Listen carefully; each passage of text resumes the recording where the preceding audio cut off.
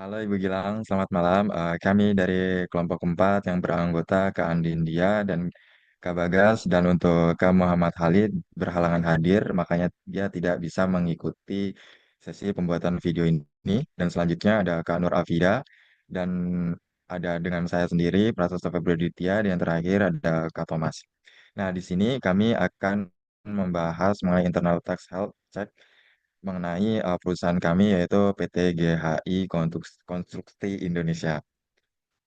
Nah, selanjutnya di sini ada alur pembahasan yang dimana kita akan membahas mengenai company overview dan financial informasi dan analis PPN dan ada analis PPh Badan dan pemeriksaan pajak dan yang terakhir itu ada kesimpulan.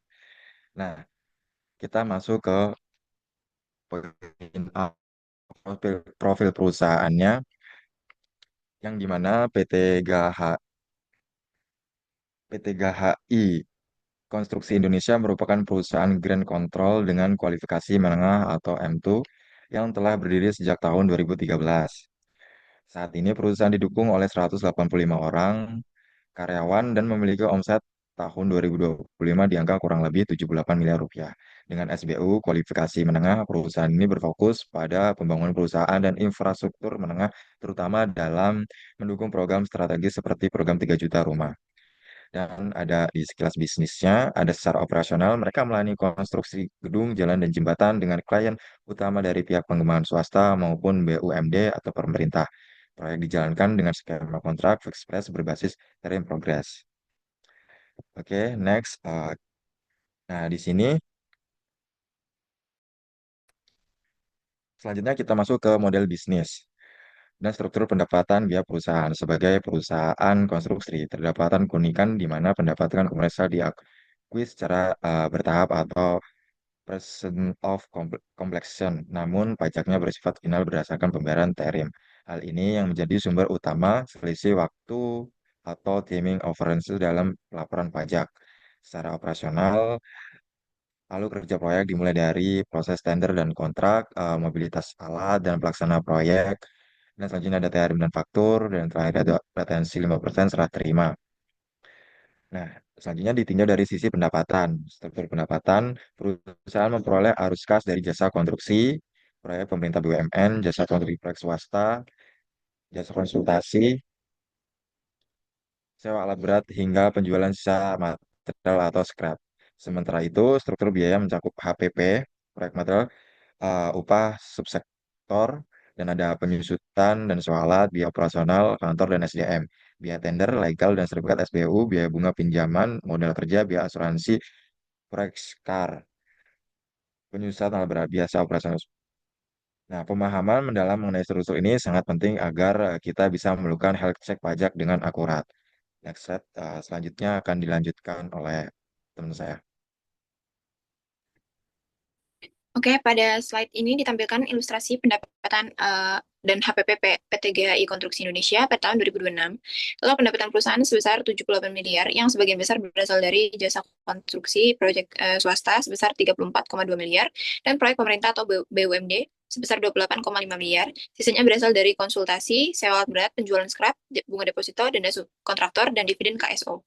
Sedangkan total HPP sebesar 53,8 miliar dengan komponen terbesar yaitu biaya material, biaya subkontraktor, dan upah tenaga kerja.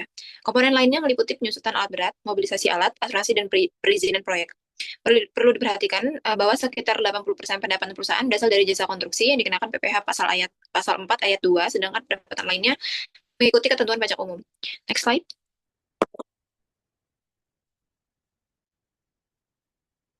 Lanjut.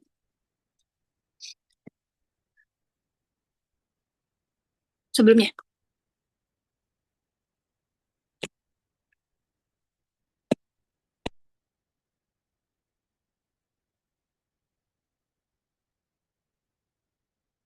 Selain HPP, perusahaan juga memiliki 22 pos biaya operasional yang dikelompokkan menjadi 3 bagian. Pertama, biaya umum dan SDM seperti gaji, BPJS, sewa kantor, utilitas ATK, dan penyusutan aset. Kedua, biaya operasional dan keuangan seperti entertainment, CSR, pelatihan, bunga pinjaman, PPh 21 ditanggung perusahaan, jasa audit, dan konsultan pajak. Ketiga, biaya lainnya seperti cadangan piutang, biaya pemasaran, pemeliharaan kendaraan, dan denda pajak. Beberapa biaya tersebut sengaja dimasukkan karena berpotensi menjadi objek koreksi fiskal dan dalam analisis internal tax health check. Selanjutnya, berdasarkan data sebelumnya, perusahaan memperoleh total pendapatan sebesar 78 miliar dengan total HPP dan biaya operasional sebesar 62,72 miliar, sehingga menghasilkan laba komersial sebelum pajak sebesar 15,28 miliar. Selanjutnya dihitung dasar pengenaan pajak atau DPP PPN yang berasal dari penyerahan jasa konstruksi dan konsultasi, sewa alat berat, serta penjualan scrap dengan total DPP sebesar 73,85 miliar. Sesuai ketentuan PMK 131 tahun 2024, PPN dihitung menggunakan tarif 12% atas DPP nilai lain, sehingga diperoleh PPN keluaran terutang sebesar 8,862 miliar. Data ini akan menjadi dasar analisis kepatuhan PPN pada tahap berikutnya. Selanjutnya dijelaskan oleh teman saya. Oke, kita akan melakukan analisis yang cukup penting yang menjadi materi utama pada presentasi kita kali ini, yaitu analisis PPN. Nah, kita bahas juga dari objek atau non-objeknya PPN ini, dan juga kita bahas tentang pajak masukannya. Nah, kita mungkin klasifikasi transaksinya apa saja sih? Nah, untuk objek PPN atau JKP atau BKP, itu jasa konstruksi, konsultan desain, sewa alat berat ke pihak lain, atau penjualan jasa material, itu bisa menjadi salah satu objek PPN. Untuk yang non-objek PPN itu bisa disebut sebagai bunga deposito, dividen dari penyertaan KSO, denda keterlambatan subkontraktor atau ganti rugi. Nah, ini semua kita pakai dasar hukum Undang-Undang PPN 08 per tahun 1903. Dan juga kita pakai UHP per 7 tahun 2021 pasal 4A PMK 131 tahun 2024. Nah, sekarang kita bahas nih pajak masuknya itu apa. Kita lihat mana yang bisa dikreditkan dan juga mana yang tidak dapat dikreditkan. Nah, yang dapat kreditkan itu ada PPN pembelian material untuk proyek, ada PPN sewa alat berat dari vendor, atau PPN jasa konsultan desain penunjang proyek. Nah, yang tidak dapat dikreditkan itu ada PPN atas entertain, PPN perolehan kendaraan sedan, dan juga faktur pajak catat atau identitas yang tidak lengkap. Nah, ini juga merupakan salah satu risiko terbesar karena kelengkapan faktur pajak ini adalah masukan dari vendor atau material kecil itu. Next slide. Nah, dari analis tadi kita bakal melakukan rekonsiliasi revenue dari GL atau VS PPN, VS DPP PPN. Nah, kita bahas sedikit rekonsiliasinya apa aja. Itu pendapatan usaha per revenue. Di sini karena hitungnya persatuan itu juta, jadi ini dihitungnya 78 miliar. Dan dikurangi dengan bunga deposito dan dividen KSO atau non objek itu 3,530 juta atau 3 miliar 530 juta. Dan juga dikurangi denda subkontraktor atau ganti rugi sebesar 640 juta dengan retensi 5% sebelum fakturkan itu ada sebesar 3,4 miliar plus penyertaan aset atau berkas. Penyertaan aset bekas gitu, kendaraan yang dijual. Jadi mendapatkan plus sebesar 1 miliar 400 juta. Jadi DPP PPN atau nilai lain yang menjadikan dasar 11 per 12 itu adalah sebesar 71 miliar 850 juta. Nah, ada 3 rekonsilinya yang menjadi ikan utama, itu retensi baru di DPP saat benar-benar ditagih gitu. Dan juga ada non objek, ada pendapatan pasif itu bunga dan dividen, ada ganti rugi, BP atau JKP. Dan penjualan aset bekas tetap kena PPN walaupun bukan usaha utama gitu. Jadi rekonsiliasi bulanan ini wajib menjadi kebiasaan tim finance agar risih itu deteksi melapor SPT. Nah, kita akan melihat kepatuhan gitu, kita mitigasi risikonya. Jadi keterlambatan faktur pajak itu termin dan juga retensi cair belum dilaporkan sebagai DPP, pajak masukan dikreditkan tanpa faktur yang valid. Itu menjadikan resiko yang harus kita mitigasi. Selanjutnya ada rekomendasi perbaikan dari kelompok kami, yaitu ada satu menerbitkan faktur pajak bersama dengan invoice termin, jangan tunggu di akhir bulan. Habis itu kemudian kita juga buat SOP rekonsiliasi bulanan untuk revenue GL dan juga DPP PPN dengan checklist. Dan ada juga validasi status PKP dengan kelengkapan faktur pajak di vendor di Cortex sebelum kredit pajak. Nah, yang menjadi dasar hukumnya ini adalah Undang-Undang PPN nomor 8 tahun 1983 dan juga ada UU HPP nomor 7 tahun 2021, ada juga dari PMK nomor 131 tahun 2024, ada PMK 151 tahun 2021, dan juga dari pasal 9 ayat 8 Undang-Undang PPN. Boleh next.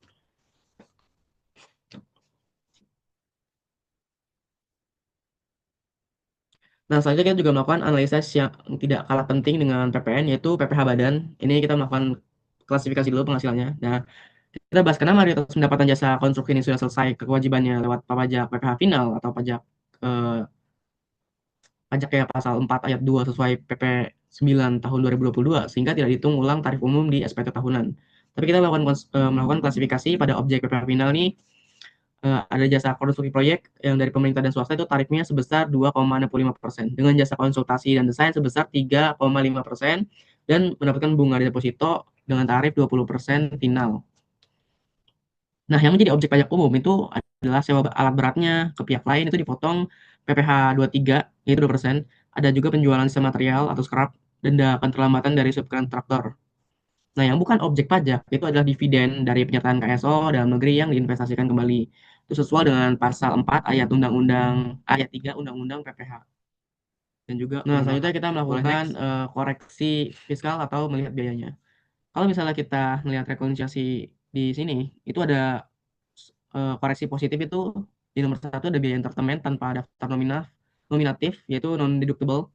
Itu jenisnya permanen sebesar 310 juta. Dan ada juga koreksi 2 itu positif, sumbangan CSR di luar kategori perundang-undangan nomor 93 tahun 2010 dengan jenis permanen itu sebesar 180 juta. Ada juga positif 3. Ini melakukan penyusutan 50% kendaraan sedan direksi. Itu permanen, kenanya di 95 juta. Ada positif juga di koreksi 4 itu cadangan piutang yang tak teragih itu belum memenuhi syarat. Jadi jenisnya ini temporary.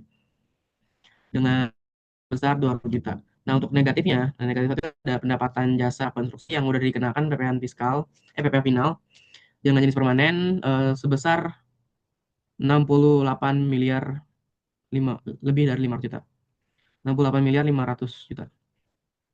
Dan negatif kedua juga ada dividen KSO yang bukan objek pajak. Dan ini sifatnya permanen dengan nominal 2,550 juta. 2 miliar 550 juta. Nah, jadi kalau misalnya kita lihat dari biaya deductible dan juga non deductible, deductible itu adalah material upah subkontraktor, bunga pinjaman, gaji atau BPJS, dan juga pelatihan K3. Nah, kalau non deductible itu bisa jadi seperti entertain yang tanpa nominatif, disumbangkan juga di luar ketentuan seperti CSR tadi, dan juga porsi kendaraan pribadi yang dikenakan pajak gitu. Denda pajak yang mungkin merupakan kesalahan dari tim finance gitu. Next. Nah, kita melakukan rekonsiliasi dan perhitungan PPh badan. Dengan perhitungan PKP-nya itu laba sebelum pajak yaitu komersial itu sebesar 15 miliar 280 juta. Nah, dikurangin penghasilan final atau penghasilan jasa konstruksi dan juga bunga itu sebesar 12 miliar 850 juta. Dikurangi juga dividen KSO yang bukan merupakan objek pajak itu sebesar 2 miliar 550 juta. Nah, dapat koreksi fiskal positif itu dari entertainment itu sebesar 805 juta. Dan penghasilan kena pajak atau PKP non final ini sebesar 685 juta. Dengan PPh badan atau terutang itu sebesar 22% kali PKP. Itu ada di 151 juta. Nah, jadi total kewajiban pajak dari PPh-nya ini, kalau kita lihat ini besarnya di PPh final jasa itu sebesar 84%, yaitu sekitar 198 juta. Dengan bunganya itu sebesar 9%, ada di 196 juta, dan PPh badannya sebesar 7%, itu dengan nominal 151 juta. Nah, mayoritas beban pajak ini berasal dari PPh final tadi itu dijelaskan. Nah, ini juga menegaskan, kelompok kita menegaskan juga pentingnya administrasi bukti potong final yang rapih untuk menghindari di saat melakukan tarif umum. Mungkin pembahasan kali ini akan dibawa oleh teman saya. Silakan lanjut. Boleh next. Baik, terima kasih. Pada bagian ini, kami mengidentifikasi ada 10 temuan potensial yang dapat menjadi perhatian apabila PT GHI mengalami pemeriksaan pajak. Nah, temuan-temuan ini tuh menunjukkan bahwa meskipun kegiatan operasional perusahaan berjalan dengan baik, masih terdapat beberapa area yang perlu diperbaiki agar risiko perpajakan dapat diminimalkan. Temuan yang pertama itu berkaitan dengan bukti potong PPh final jasa konstruksi yang tidak sinkron dengan omset. Kondisi ini dapat menyebabkan otoritas pajak menganggap masih ada omset yang belum dikenai PPh final, sehingga perusahaan berpotensi dikenakan pajak tambahan. Lalu selanjutnya, terdapat keterlambatan penerbitan faktur pajak atas termin proyek, serta penggunaan faktur pajak yang cacat atau tidak lengkap. Nah, kedua kondisi ini tuh bisa mengakibatkan sanksi administrasi, bahkan pajak masukan tidak dapat dikreditkan, sehingga menambah beban perusahaan. Lalu kami juga menemukan bahwa retensi proyek yang sudah dicairkan belum dimasukkan sebagai tambahan dasar pengenaan PPN, serta biaya entertainment yang tidak dilengkapi daftar nominatif. Akibatnya, perusahaan berisiko mengalami koreksi fiskal dan peningkatan penghasilan kena pajak. Next. Lalu, setelah itu, terdapat beberapa temuan lain seperti perbedaan pengakuan pendapatan komersial dengan pelaporan pajak, pemotongan PPh yang belum sesuai, kesalahan penyusutan aset, administrasi KSO yang belum lengkap, serta penerapan PPh pasal 21 yang belum mengikuti ketentuan terbaru. Apabila tidak segera diperbaiki, kondisi-kondisi tersebut dapat menimbulkan kekurangan pembayaran pajak, sanksi administrasi, hingga koreksi pada saat pemeriksaan. Nah, oleh karena itu, kami merekomendasikan perusahaan untuk memperkuat pengendalian internal melalui rekonsiliasi data secara berkala, validasi dokumen perpajakan sebelum pelaporan, serta memastikan seluruh prosedur operasional telah sesuai dengan ketentuan perpajakan yang berlaku. Nah, dengan langkah tersebut, risiko pemeriksaan pajak dapat ditekan dan tingkat kepatuhan perusahaan akan semakin baik. Next. Selanjutnya akan dijelaskan oleh rekan saya. Baik, kita masuk ke bagian terakhir, yaitu bagian kesimpulan. Jadi dari semua pembahasan tadi, mulai dari profil perusahaan, PPN, PPh, badan, dan sampai 10 temuan pemeriksaan tadi, kita bisa tarik 3 poin utama. Yang pertama soal tingkat kepatuhan. PT GHI ini sebenarnya udah lumayan patuh. Kewajiban PPh final sama PPN dasarnya udah dijalankan dengan benar. Mereka juga udah paham kalau pendapatan konstruksinya itu kena skema final, bukan tarif umum. Cuman kendalanya lebih ke administrasi dokumen, bukan soal niat atau pemahaman aturan. Yang kedua, area resiko paling tinggi. Ada 2 titik rawan. 1, bukti potongan PPh finalnya suka nggak sinkron sama omset yang dilaporkan. Sehingga bisa bahaya kalau diperiksa. Bisa dianggap belum lunas pajaknya dan kena tarif umum 22%. 2 faktur pajak buat termin sama retensi 5% ya sering telat diterbitkan. Jadi rawan kena sanksi bunga. Yang ketiga, prioritas perbaikan. Rekomendasi kita ke manajemen ada 3. Benahin SOP, faktur pajak biar terbit bareng invoice, bikin logbook, bukti potong per proyek, sama urus NPWP, KSO, dan daftar. Terus kesimpulan akhirnya, ini yang mau kita teganin. Resiko pajak di PT GHI ini bukan karena mereka sengaja mau menghindari pajak, tapi karena ada kompleksitas ngurus 2 rejim pajak sekaligus, final sama umum, yang jalan bareng di industri konstruksi. Jadi solusinya bukan strategi pajak, tapi rapihin administrasinya. Boleh next slide? Oke, mungkin itu aja untuk presentasi kelompok 4 tentang internal tax health PT GHI Konstruksi Indonesia. Sekian dan terima kasih.